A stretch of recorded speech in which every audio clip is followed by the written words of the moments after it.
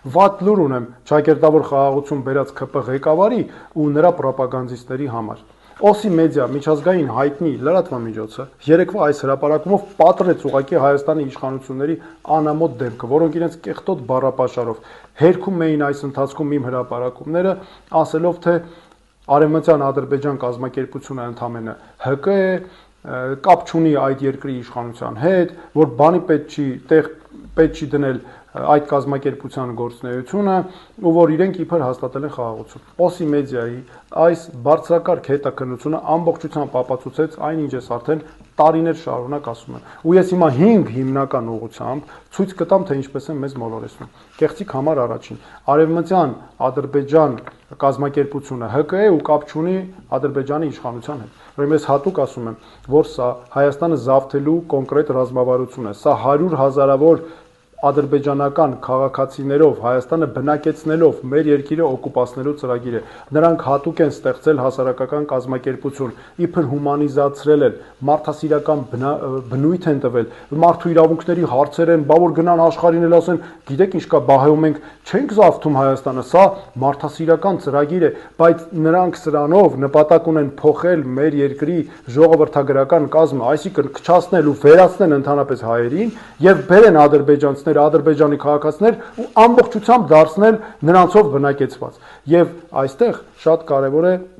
նաև նկատի ունենալ, որ 2022 թվականի դեկտեմբերի 24-ին Ադրբեջանի նախագահը հատուկ շնորհանդեսի ժամանակ ազդարարեց, որ սկսում են մեծ վերադարձի հայեցակարգ, այսպես կոչված Արևմտյան Ադրբեջան կազմակերպության ներքո, հատուկ նշեց, որ դա հենց իրենք են մշակել, որ իրենց աջակցությամբ է իրականացվելու, ուղիղ ասում է մարդը, եւ հստակ նշում է, որ այն նախկինում, քանի որ կար Ղարաբաղի խնդիր, չէին կարող անել եւ ասում է, որ հիմա լուծել ենք, այ անցել ենք դրա իրականացմանը։ Այստեղ կարևոր երկու պայման է նշում այս ծրագրի համար։ Ուրեմն պայման համար 1, որ պետք է, ինչպես ինքն է ասում, Հայաստանը ապա բնակեցվի, այսինքն սա նշանակում է արտագաղթ տեղի ունեցա, դատարկեն հայերը, հայերից դատարկվի Հայաստանը, չլինեն հայեր Հայաստանում առհասարակ, ու ամեն ինչ նրանք պետք է անեն այս նպատակի համար։ Եվ երկրորդը, որ նշում է, պետք է Հայաստանում եւ կա ու պետք է լինի հիասթափություն, հուսալքություն, այսինքն ինչ է նշանակում, մի մասը հիասթափվում է, մնում է, հուսալքվում է, որ մնում է եւ ասում է, դե ինչ անենք, այդպես էլ, սենց է պետք է որոշվեր, էլի, սենց է լինելու էր։ Որոշված է ի սկզբանե։ Իսկ մյուս մասը, որ չի համակերպվելու, թողի արտագաղթի գնա։ Այսինքն ժողովուրդ ջան, այն ինչ հիմա մեծ հաշվով տեղի է ունենում, ու բոլորը սրանով լծվել են, կոնկրետ մարդիկ փողեր են ներդնում, մեծ փողեր են դնում, Ադրբեջանի նախագահի աշխատակազմը ֆինանսավորում, հրավիրում են փորձագետներ, մասնագետներ, բարձրաստիճան պաշտոնյաներ, Միջին Արևելքից, Ասիայից, Եվրոպայից, հոկտեմբեր ամսին, ընդամենը մի քանի օր առաջ Գերմանիայում ու Բելգիայում տեղի ունեցել երկու միջազգային միջոցառումներ, քարոզարշավներ, այս Արևմտյան Ադրբեջան կազմակերպության համար հենց իշխանության հովանավորությամբ։ Դրանից բացի Օսի մեդիան շատ ճիշտ բացահայտել էր, մենք էլ էինք սա արձանագրել, որ այս կազմակերպությունը ուղիղ վերահսկողության ներքո է գտնվում Ադրբեջանի նախագահի աշխատակազմի կողմից, նրանց ամբողջ քարոզարշավը, գործունեությունը, ուղղությունները հանձնարարում է, հրահանգավորում է Ադրբեջանի նախագահի աշխատակազմը, անգամ պրես ռելիզները, պատկերացնում եք, հաղորդումները մամուլի համար անում է, գրում է Ադրբեջանի նախագահի աշխատակազմը։ Իսկ ինչ է անում Հայաստանի պոպուլիստ իշխանությունը, անպատասխանատու իշխանությունը, թիթեռ է նկարում, այ թե ինչ է անում։ Վեհարանը ազատագրում, որ ադրբեջանցիները 100 հազարավոր գան, ադրբեջանական քաղաքացիները, այստեղ հող ու ապահով ապրեն։ Երկրորդ կեղծիքը այն մասին է, որ այս կազմակերպությունը, քանի որ ՀԿ է, դրա տրամադրած անձը հաստատող փաստաթղթերը ընդամենը անդամատոմսեր են։ Ես ասեմ, որ սա կեղծիք է նույնպես։ Հիմա ես ձեզ տեսեք ցուցադրեմ տարբեր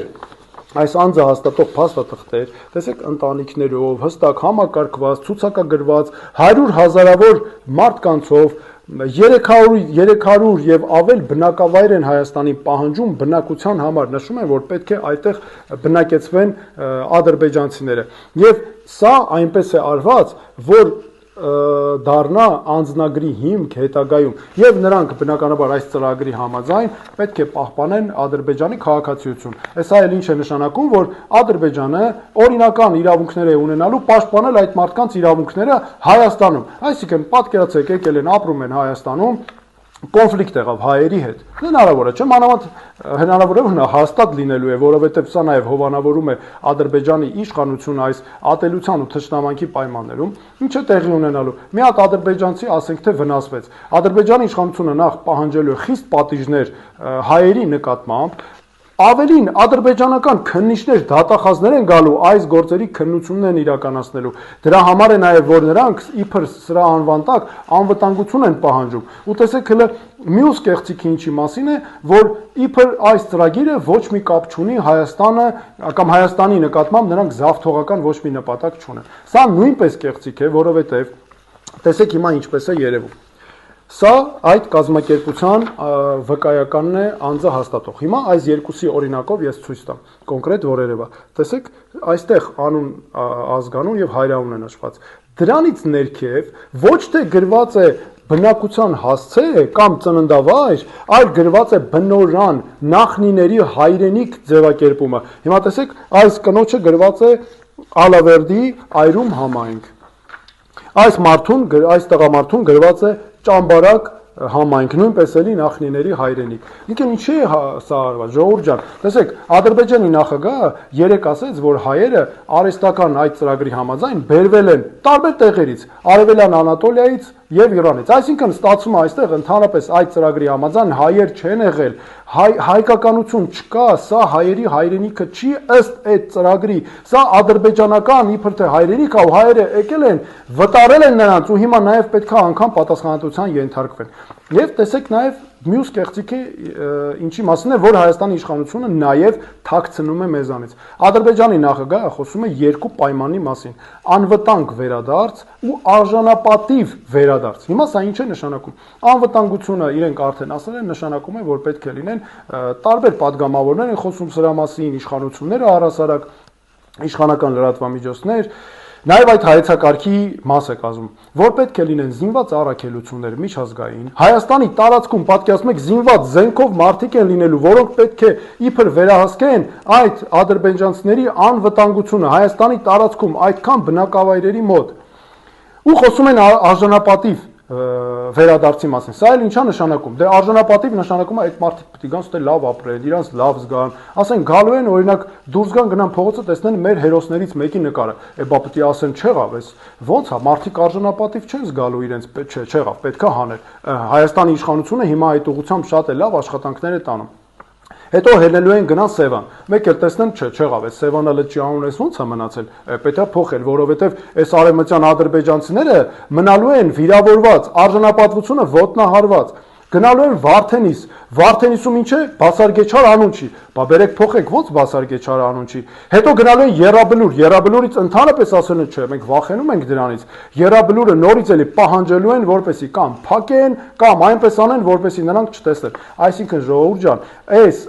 պայմանները նշանակում է, որ հայկականություն չպետք է լինի։ Նրանք պատկերացնում եք, չէ, ինչ է տեղի ունենում։ Ջնջում են մեր պատմական հիշողությունը, մեր ինքնությունը վերացնում են։ Այնինչ արդեն Հայաստանի իշխանությունը անում է, բայց Հայաստանի իշխանությունը ինչու են այս պայմանները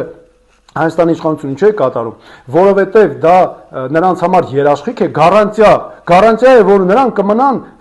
կընտրվեն, կվերընտրվեն ու կմնան իշխանության։ Սա շատ կարևոր հանգամանք է եւ դրա համար է նաեւ որ Հայաստանի իշխանությունը անընդհատ մեզ թմրեցնում է, թույլ չի տալիս որ ադրբեջանական տիրույթներից մենք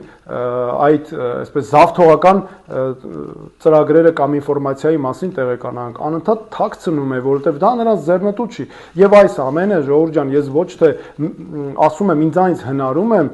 այլ սրանք մեր մասնագետների հետազոտություններն են, վերլուծություններն են, բայց ես ուզում եմ ասել, որ մենք գիտենք, ես պատկերացնում եմ ինչպես այս հարցը կարելի է լուծել, կորած չի հարցը լուծել հնարավոր է ու շատ հրատապ պետք է այդ հարցին անդրադառնալ, որպեսզի կարողանանք լուծել միջազգային բոլոր ճանապարհները, միջազգային դատականացիաները փակ են այս հարցերի համար, այսպես կոչված արևմտյան ադրբեջանցիների կամ առհասարակ ադրբեջանցիներով Հայաստանը բնակեցնելու հարցը միջազգային դատական ատյաններով փակված է, այսինքն չկան այդտեղ ճանապարհներ եւ այս հարցը միայն Փաշինյանը ու ՔՊ-ն են առաջ տանում քաղաքական որոշմամբ, սա նրանց քաղաքական որոշումն է եւ քաղաքական պատասխանատվությունն է։